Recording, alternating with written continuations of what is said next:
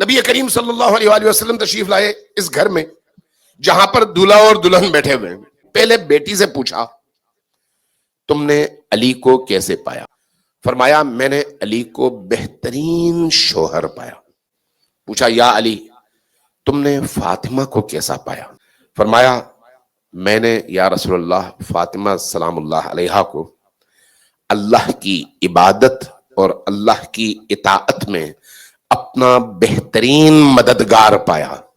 معیار کیا ہے کہ بیوی شوہر کے ساتھ اور شوہر بیوی کے ساتھ کندھے سے کندھا ملا کر اللہ کی عبودیت اور اطاعت کے میدان میں آگے بڑھے.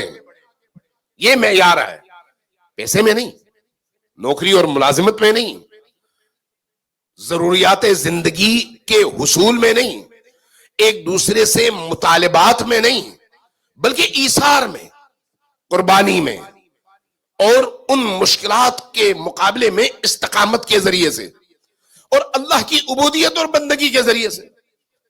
لہذا اگر اسی حدیث کو ہم سامنے رکھیں، یہ حدیث ہمیں یہ سمجھاتی ہے کہ بیوی شوہر کی معنوی دنیا کو آباد کرنے میں شوہر کی نسبت زیادہ مؤثر ہے.